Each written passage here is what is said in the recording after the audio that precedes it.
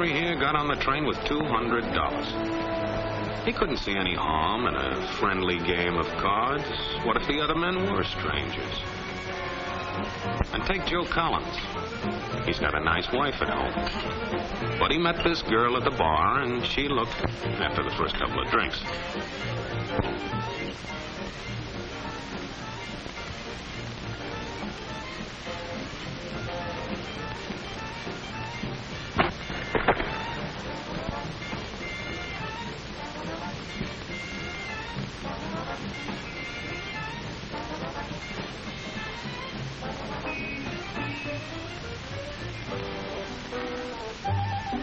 There's a good old-fashioned word for people like this. We call them suckers. And there are other people. People who stay up nights figuring out how to take away what they've got. There are all kinds of games. Mike here, for instance. He's got everything in me. He's young, he's healthy, got a job. And he's got plenty of food. Big factories to make things a man can use. Big cities to do the business of a big company. And people. Lots of people. Enough to work the farm and build the factories, dig the mines, and run the business. All kinds of people. People from different countries with different religions, different colored skins. Free people. They can live together and work together and build America together because they're free. Free to vote, to say what they please, go to their own churches, to pick their own jobs. Yeah, Mike's got something, all right. He's got America. But there are guys who stay up nights figuring out how to take that away from him. I happen to know the facts. Now, friends, I'm just an average American. But I'm an American. And some of the things I see in this country of ours make my blood boil. I see people with foreign full of money. I see Negroes holding jobs that belong to me and you. Now, I ask you, if we allow this thing to go on, what's going to become of us real Americans? I've heard this kind of talk before, but I never expected to hear it in America. This fellow seems to know what he's talking about. What are we real Americans going to do about it? You'll find it right here in this little pamphlet. The truth about Negroes and foreigners. The truth about the Catholic Church. Do you believe in that kind of talk? I don't know. Makes pretty good sense to me. And I tell you, friends, we'll never be able to call this country our own until it's a country without. Without what? Yeah, without what? Without Negroes. Without alien foreigners. Without Catholics. Without Freemasons. You know these people. What's wrong with the Masons? I'm a Mason. Hey, that fellow's talking about me. And that makes a difference, doesn't it? These are your enemies. These are the people who are trying to take over our country. Now you know them. You know what they stand for. And it's up to you and me to fight them. Fight them and destroy them before they destroy us. Thank you.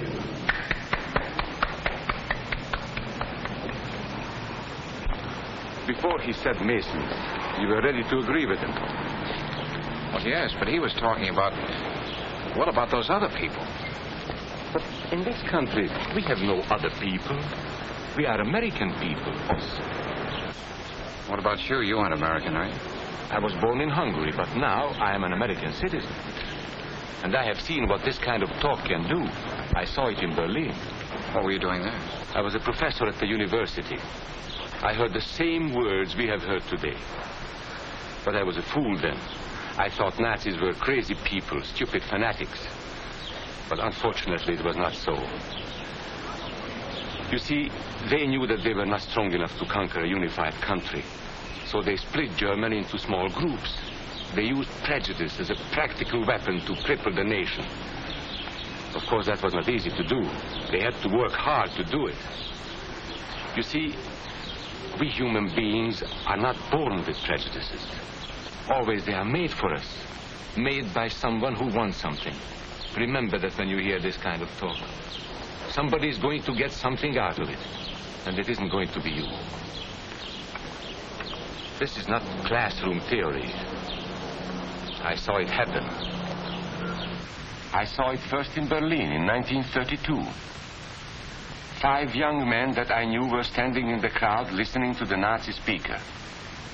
Eric was a Catholic. Anton, a student of mine, was a Jew. Heinrich owned a small hardware store. Karl was a farmer. And Hans was an unemployed metal worker. To all Bavarian Germans, I say it is time you inherited the nation which rightfully belongs to you. To you alone belongs the glorious destiny of the Greater Germany. The Nazi Party will provide land for the farmer, work for the worker, and profits for the small businessman.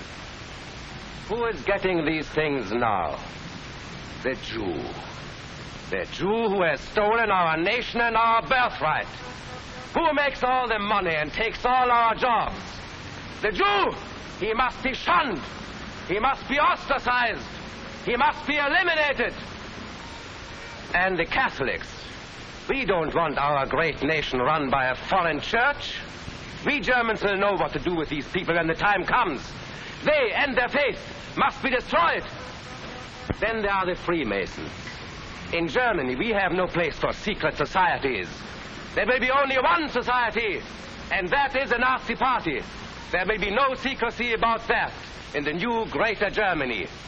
One by one, he attacked each minority, and he split them off one from the other.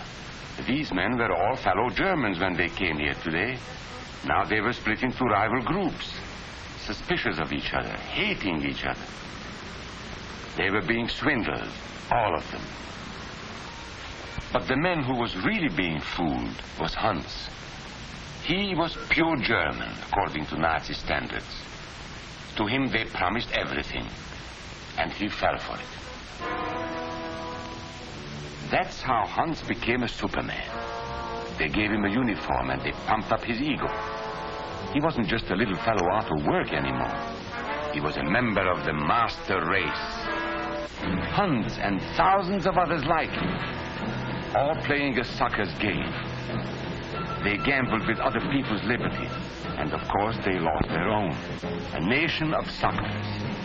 Hitler needed these people. There was lots of work to be done. There were trade unions to be smashed, because unions were organized and might offer resistance. There were many political parties in Germany. These the Nazis destroyed. They were determined to smash every organization where people might band together and resist them. There were Jews to be beaten and killed. The Jews were not powerful, but they were a convenient excuse for all the nation's ills. And besides, a Nazi party member could not take over this man's store. Hundreds of Catholics were put in jail because the Catholic Church had strength and could resist the Nazi drive for power. They had split the nation into 100 pieces, and then one by one, they had destroyed the pieces.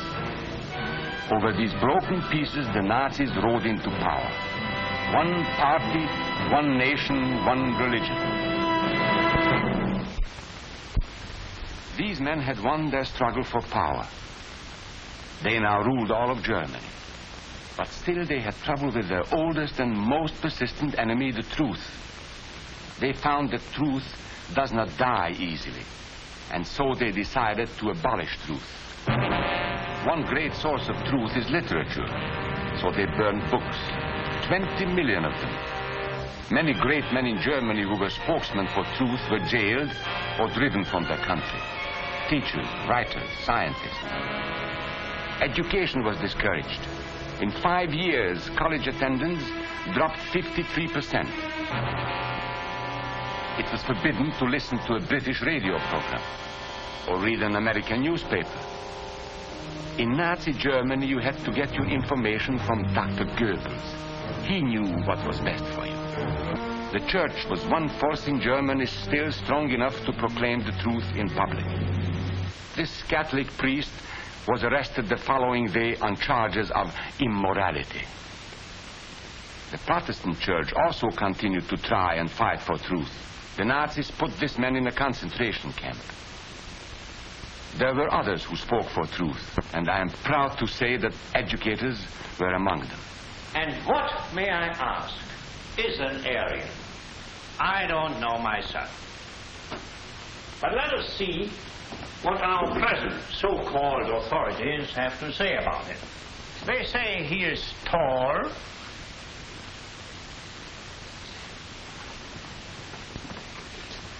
slender,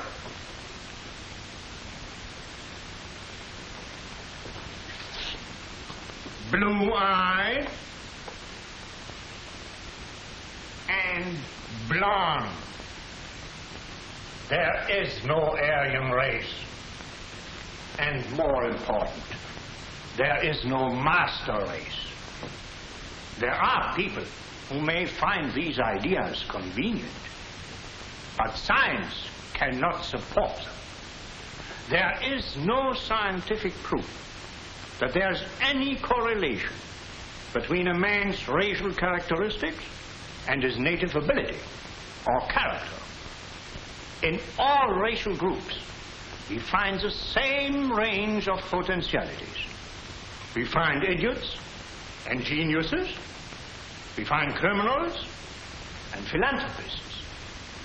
We must judge each man as an individual and not by the color of his skin or his eyes or by the length of his nose.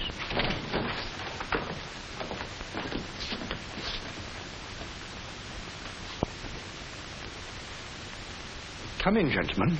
It's comfortable. And remember that there is no master race. That is a scientific truth. Anyone who tells you otherwise is lying.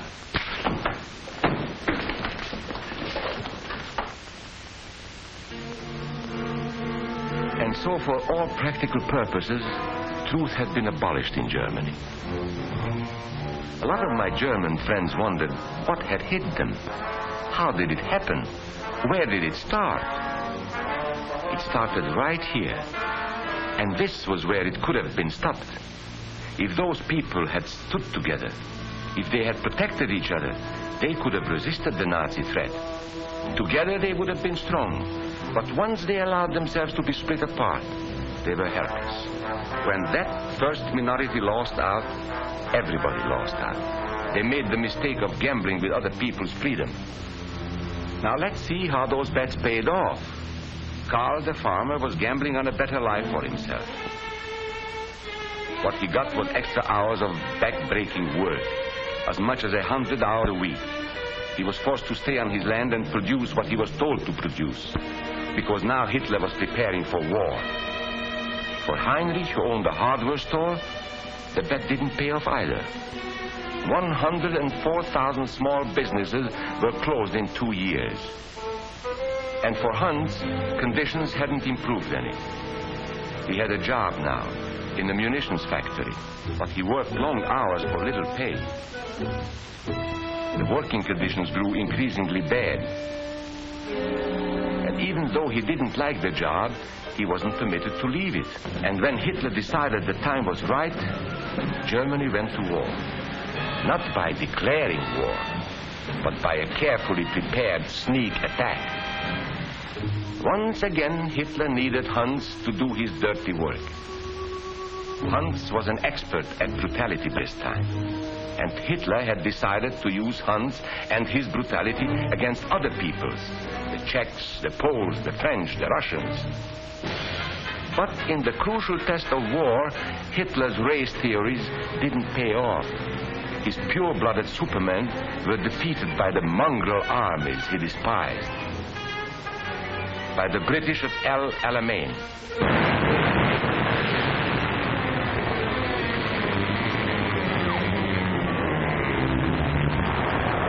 By the Russians at Stalingrad.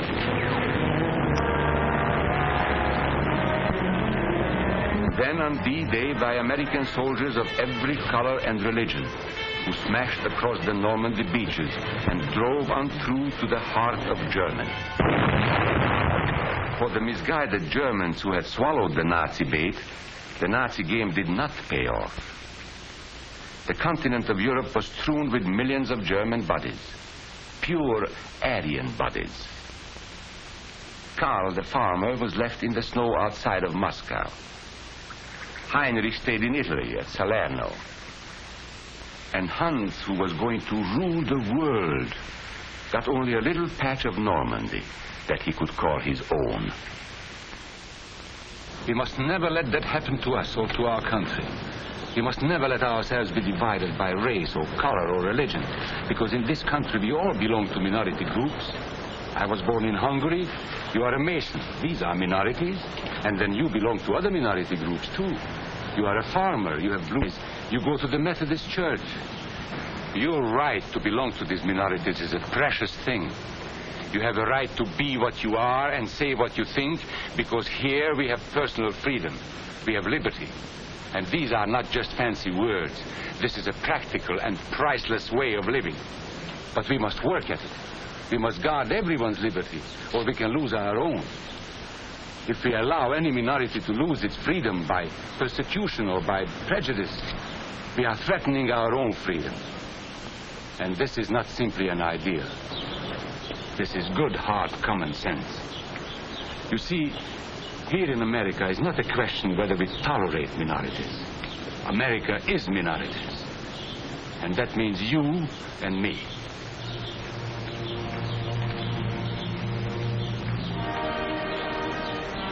So let's not be suckers. We must not allow the freedom or dignity of any man to be threatened by any act or word. Let's be selfish about it. Let's forget about we and they.